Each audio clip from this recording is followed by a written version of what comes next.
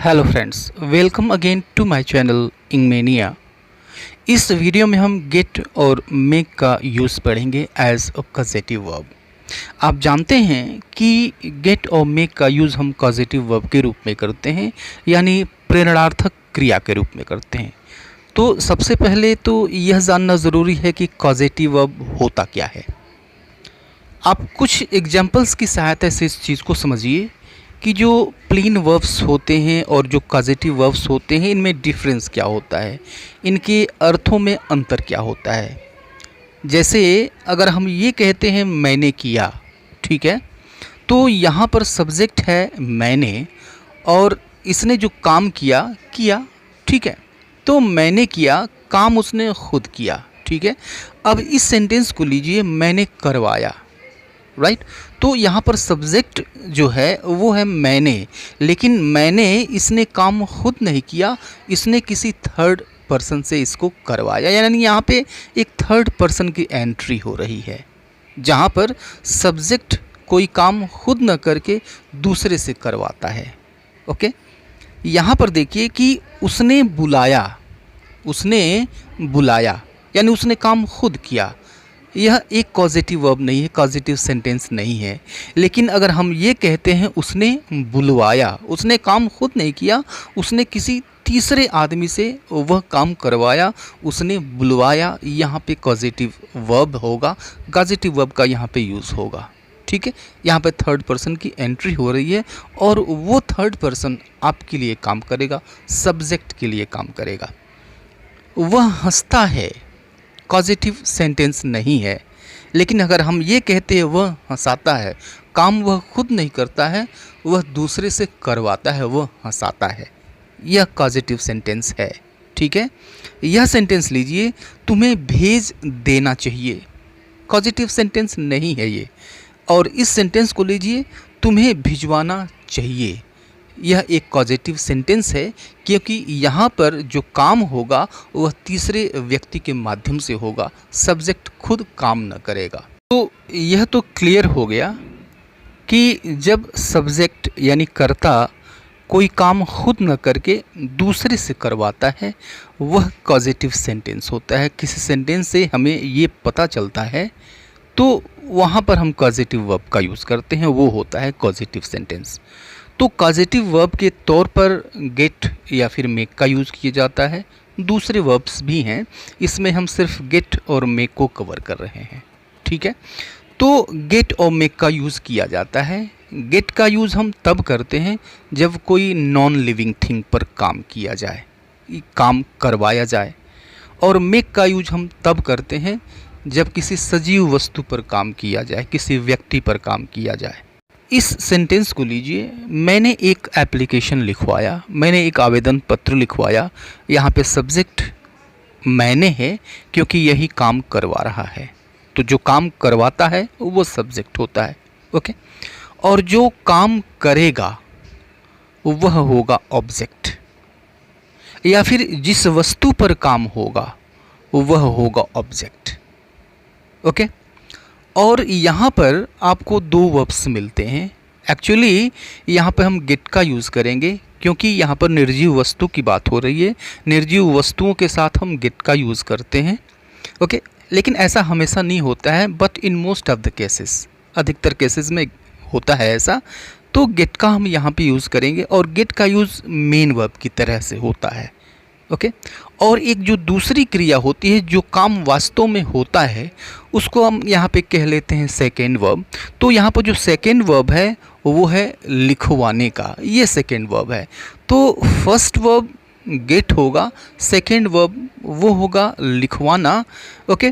तो जो second verb आती है वह गेट के साथ हमेशा थर्ड फॉर्म में होती है, इस चीज़ को याद रखना है। और ऑब्जेक्ट जिस वस्तु पर काम होगा वो होगा ऑब्जेक्ट, ओके। तो अब इस सेंटेंस को हम देखते हैं, मैंने एक एप्लीकेशन लिखवाया, ओके। तो यह सेंटेंस है पास्ट इंडेफिनिट का। तो पास्ट इंडेफिनिट में हम सबसे पहले सब्जेक्ट रखते हैं, हमने सब्जेक्ट रखा आई, और उसके बाद से मेन वर्ब का सेकेंड फॉर्म आता है, गेट का सेकेंड फॉर्म गॉट होता है। तो आई गॉट, और उसके बाद से हम यूज़ करेंगे ऑब्जेक्ट का। तो किस वस्तु पर काम हो रहा है, क्या लिखवाया जा रहा है भाई, तो an application, I got an application, ठीक है।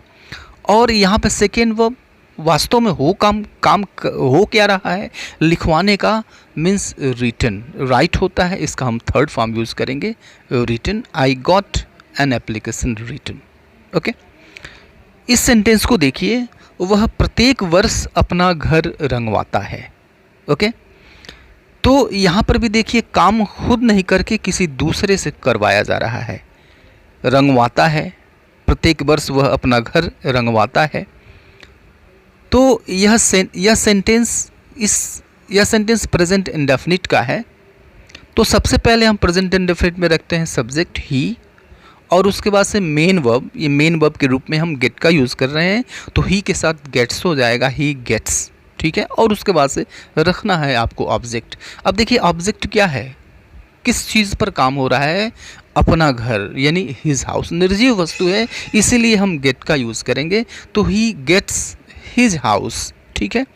और वास्तव में काम क्या हो रहा है, तो रंगवाने का पेंटेड, थर्ड फॉर्म यूज़ होगा, या जो सेकेंड वर्ब है इसका हम थर्ड फॉर्म यूज़ करेंगे पेंटेड। और शेष चीज़ें, तो शेष चीज़ें एवरी ईयर, तो he gets his house painted every year, वह प्रत्येक वर्ष अपना घर रंगवाता है, ओके। इस सेंटेंस को देखिए, इसे आज ख़त्म करवाओ, इसे आज ख़त्म करवाओ, ठीक है। किस तरह का सेंटेंस है ये, तो जिनको पूरी तरह से टेंसेस जिन्होंने सीख लिया है, जिनको टेंसेस अच्छी तरह से आता है, उन्हीं को यह पॉजिटिव वर्ब समझ में आएगा, क्योंकि थोड़ा सा ट्रिकी है, थोड़ा सा टिपिकल स्ट्रक्चर्स है, इसको समझना थोड़ा सा कठिन है, लेकिन उतना भी कठिन नहीं है, इतना ही कठिन नहीं है कि ये समझ में ना आए। तो इसे आज ख़त्म करवाओ इम्परेटिव सेंटेंस है। तो इम्परेटिव सेंटेंस अक्सर आप देखेंगे यह मेन वर्ब से शुरू होते हैं, मेन वर्ब के रूप में हम गेट का यूज़ कर रहे हैं, इसका फर्स्ट फॉर्म आता है मेन वर्ब का, तो गेट, ठीक है। और उसके बाद से ऑब्जेक्ट, ख़त्म करवाओ, क्या चीज़ ख़त्म करवाओ, निर्जीव वस्तु कोई है, इसलिए गेट का यूज़ हुआ है, गेट, क्या चीज़ ख़त्म करवाओ, इसे मीन्स इट, और करवाना क्या है भाई, तो ख़त्म करवाना है, तो फिनिश्ड, थर्ड फॉर्म इसका यूज़ होगा, तो गेट इट फिनिश्ड। और आज टुडे, तो गेट इट फिनिश्ड टुडे, इसे आज ख़त्म करवाओ, ठीक है। तो इस तरह से ये इम्परेटिव सेंटेंसेस बन गए, ओके। हमने गेट का यूज़ किया क्योंकि आपने देखा सभी एग्जाम्पल्स जो थे उन सब में निर्जीव वस्तुएं थी, नॉन लिविंग थिंग्स थी, नॉन लिविंग थिंग्स के ऊपर काम हो रहा था, इसलिए हमने गेट का यूज़ किया। मैं पहले भी बता चुका हूँ कि ऐसा हमेशा नहीं होता है, but in most of the cases it happens, अधिकतर केसेस में ऐसा होता है, ठीक है। लेकिन वहीं पर जब हम किसी सजीव वस्तु के माध्यम से कोई काम करवाते हैं तो वहाँ पे हम मेक का यूज़ करते हैं, ओके। तो मेक मेन वर्ब की तरह से आएगा, यहाँ पर भी सेकेंड वर्ब होगी, जो वास्तव में काम होगा वह सेकेंड वर्ब होगी, ठीक है। तो मेक के साथ जो सेकेंड वर्ब आती है वह हमेशा फर्स्ट फॉर्म में होती है, ओके। बाकी जो स्ट्रक्चर होता है, बाकी जो पैटर्न होता है वह गेट की तरह से ही होता है। जैसे एग्जाम्पल देखिए, उसने मुझसे लिखवाया, ठीक है। तो अब काम किसने करवाया, वही सब्जेक्ट होगा ना, तो इसने काम करवाया, तो यह सब्जेक्ट हो गया, राइट। उसने मुझसे लिखवाया, ये सब्जेक्ट हो गया, और काम किससे करवाया गया, तो मुझसे करवाया गया, यही चीज़ ऑब्जेक्ट है और यह सजीव है, इसलिए इसको हम मेक से बनाएंगे, मेक से ट्रांसलेट करेंगे या फिर बोलेंगे। और यहाँ पर वास्तव में जो काम हो रहा है वह सेकेंड वर्ब होगी, लिखवाना, ओके। यह सेकेंड वर्ब होगी जो कि फर्स्ट फॉर्म में होगी, ओके। तो आप देखिए कि यह जो सेंटेंस है यह है पास्ट इंडेफिनिट का। तो पास्ट इंडेफिनिट में सबसे पहले हम सब्जेक्ट रखते हैं, सब्जेक्ट रखिए ही, और उसके बाद से मेन वर्ब का सेकंड फॉर्म आता है, तो ही मेड, ऑब्जेक्ट लिखिए, उसके बाद से किससे लिखवाया, काम कौन किया, तो मी, ही मेड मी, और वास्तव में जो काम हुआ वो सेकंड वर्ब होगी, तो इसका हम फर्स्ट फॉर्म रखेंगे right, he made me right, उसने मुझसे लिखवाया, सजीव वस्तु है इसलिए इसको हमने मेक से ट्रांसलेट किया, ओके। इस सेंटेंस को देखिए, वह हमें हंसाता है, ओके, काम खुद नहीं करता है, वह दूसरे से करवाता है, वह हमें हंसाता है। ओके, तो अब यहाँ पर देखिए जो सब्जेक्ट है वह तो होगा वह, ये सब्जेक्ट है होगा क्योंकि यही काम करवाता है, तो वह। ओके, और किस वस्तु पर काम होता है, किसको हंसाता है, हमें, यह सजीव चीज़ है, व्यक्ति कोई है, इसलिए गेट से, इसलिए इसको हम मेक से बनाएंगे, मेक से ट्रांसलेट करेंगे। और काम जो वास्तव में हो रहा है वह है हंसाने का, तो इसका हम फर्स्ट फॉर्म यूज़ करेंगे। सबसे पहले तो पता करिए कि यह किस टेंस का है, प्रेजेंट इंडेफिनिट है, वह हमें हंसाता है। तो सबसे पहले सब्जेक्ट रखिए ही। ओके, और उसके बाद से हम यूज़ क्या करते हैं, मेन वर्ब यूज़ करते हैं, उसमें यस या yes according to the subject डालते हैं, तो ही मैक्स, और फिर ऑब्जेक्ट रखते हैं। ऑब्जेक्ट किसको हंसाता है, तो हमें, ही मैक्स अस। और सेकेंड वर्ब क्या है, वास्तव में काम कौन सा हो रहा है, तो हंसाने का, मीन्स लाफ। फर्स्ट फॉर्म इसका रखेंगे, ही मेक्स अस लाफ, वह हमें हंसाता है। ठीक है, तो देखिए कितनी सिंपल सी चीज़ है, ट्रिकी लगता तो है लेकिन समझ में आ जाए तो फिर यह ज़िंदगी भर नहीं भूलता है, हमेशा के लिए याद हो जाता है। ही मेक्स अस लाफ, वह हमें हंसाता है। ठीक है, अब इस सेंटेंस को देखिए, तुम्हें लोगों को कतार में खड़ा करवाना चाहिए, राइट। तो यहाँ पर भी खड़े होने की बात नहीं हो रही है, खड़ा करवाने की बात हो रही है। सब्जेक्ट खुद नहीं खड़ा होगा, वह किसी दूसरे को खड़ा करवाएगा। ओके, तो सब्जेक्ट यहाँ पर देखिए, सब्जेक्ट क्या है, तुम्हें। ओके, और काम किस चीज़ पर हो रहा है, सजीव वस्तु पर हो रहा है, व्यक्ति पर हो रहा है। कतार में खड़ा करवाएगा, किसको खड़ा करवाएगा, तो लोगों को। यह जो है यह लिविंग थिंग है, व्यक्ति है। तो अब इसको हम ट्रांसलेट करेंगे मेक से, करवाना चाहिए, शुड का यूज़ होगा, चाहिए आ गया यानी शुड का यूज़ होगा, तो सब्जेक्ट यूज़ होगा, शुड यूज़ होगा, उसके बाद से मेन वर्ब आएगा, और मेन वर्ब के रूप में हम यूज़ कर रहे हैं मेक को। तो यू शुड मेक, और ऑब्जेक्ट रखिए, किसको कतार में खड़ा करवाएगा, तो लोगों को, means the people. You should make the people, और काम वास्तव में क्या होगा, तो खड़ा करवाने का, मीन्स स्टैंड।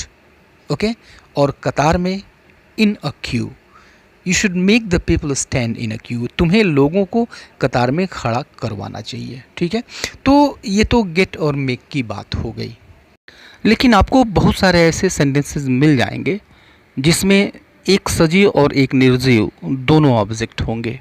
उस कंडीशन में क्या, जैसे यह सेंटेंस लीजिए, राम ने मुझसे अपना घर रंगवाया। ठीक है, तो अब देखिए क्या रंगवाया, घर, यह भी ऑब्जेक्ट है। किससे रंगवाया, मुझसे, यह भी ऑब्जेक्ट है। तो अपना घर, यह एक ऑब्जेक्ट हुआ, और मुझसे यह दो ऑब्जेक्ट हुआ, जिसमें एक सजीव है और एक निर्जीव है। अब यहाँ पर हम क्या यूज़ करें, गेट या फिर मेक, तो यहाँ पर हम दोनों यूज़ कर सकते हैं। दो तरह से इसको हम कह सकते हैं, ट्रांसलेट कर सकते हैं। कैसे कर सकते हैं, देखिए, सबसे पहले आप जो सजीव चीज़ है उसको निकाल दीजिए।